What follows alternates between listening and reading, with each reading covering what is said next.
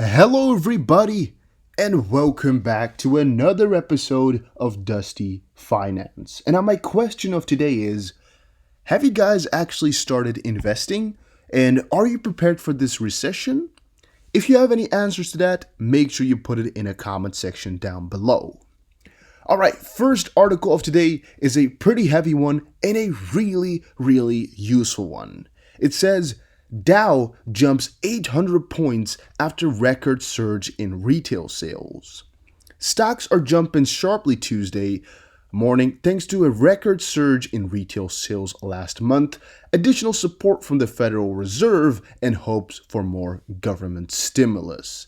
So damn, has this day been crazy, but yes, retail sales jumped by a record 17.7% in May already, and it has proven to be something quite good for stocks.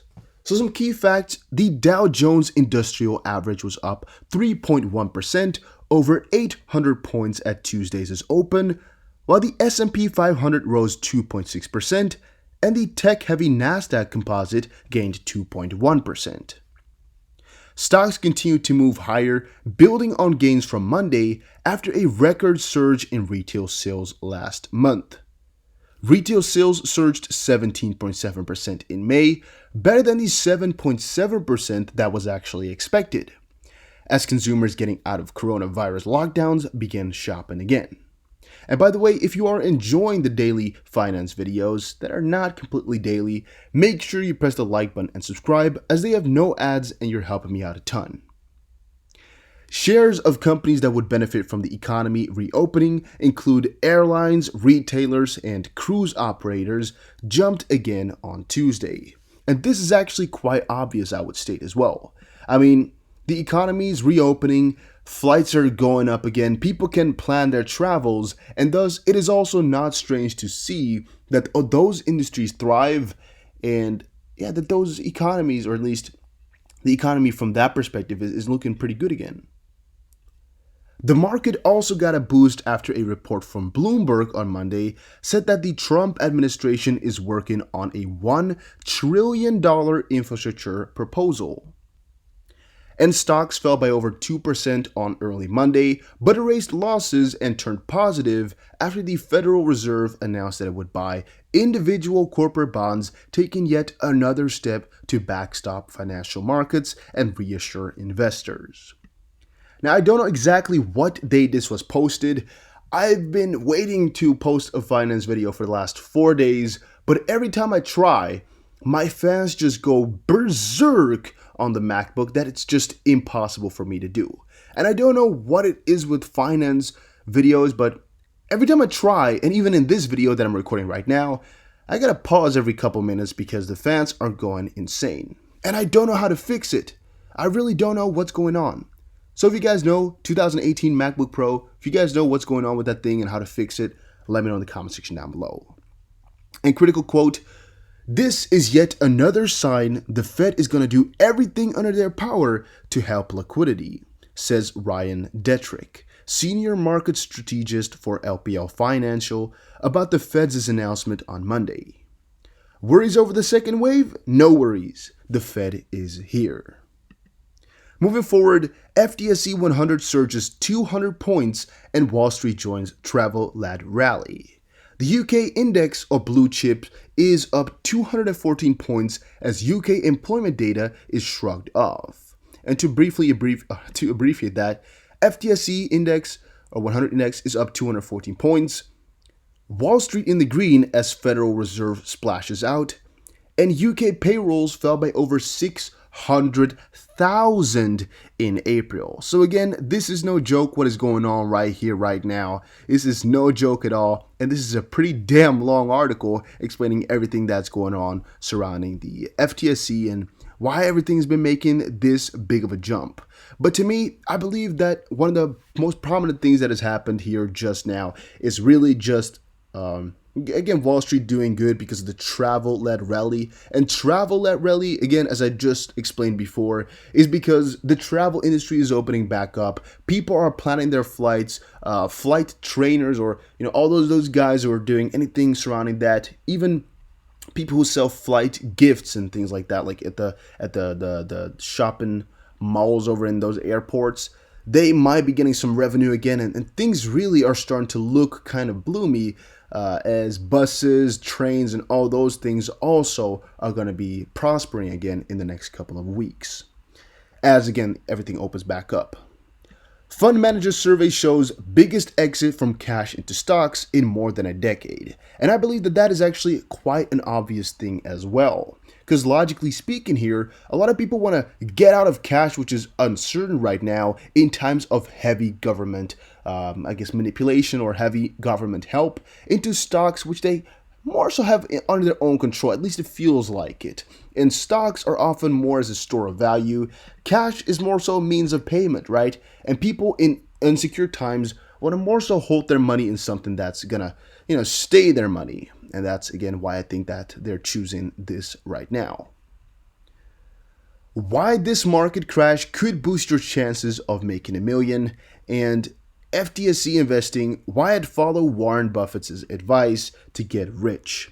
And now these two things I want to kind of summarize in one small answer, and that is this next 2 years is most likely your best chance possibly ever to becoming a millionaire with investing. And the reason for that is that the longest time between recessions has most likely been, let's say, about 12 years. Now, right now, we've already crossed that mark. And what that kind of states is, somewhere shortly here, there's going to be another recession. And what we all know is, if that does happen, if the recession does come, who's going to benefit from that?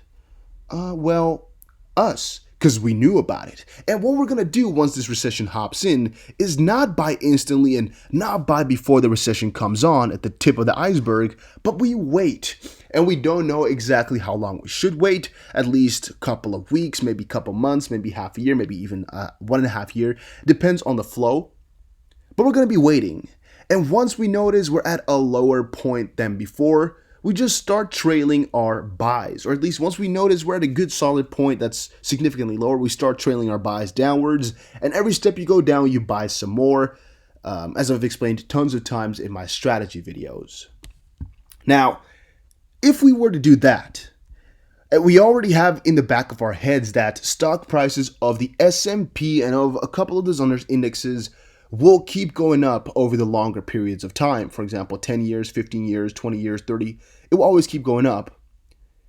It doesn't really matter at what point you buy it, right? Because you'll always make profit. However, if we can get that profit from being 100% to 200% by getting a lower entry, that would be golden. And that's what we're looking for there, to really make sure your money does the most for you. We're not really trying to beat the market. We're just trying to follow the market by timing the market at its lower points, not the lowest. Don't try to go for the lowest, because that's just most likely going to bite you in the foot.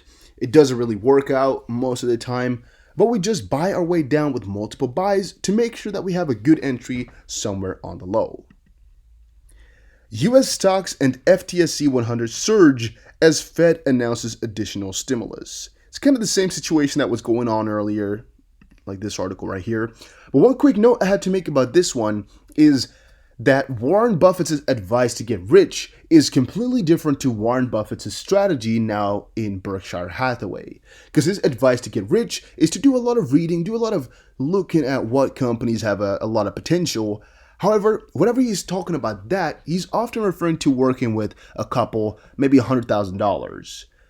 Berkshire Hathaway, we're talking about huge billions of dollars of capital that you're working and trading with. And what happens there is you're going to go for bigger industries as well and safer bets, because, you're going to try, keep your money instead of just really acquire new capital. And what happens with Berkshire Hathaway is they're not being put into a great limelight right now because they've invested heavily in travel industries. And as we all noticed, travel industries took a pretty big hit just now. And yes, I think he's noticing that as well in his whole portfolio.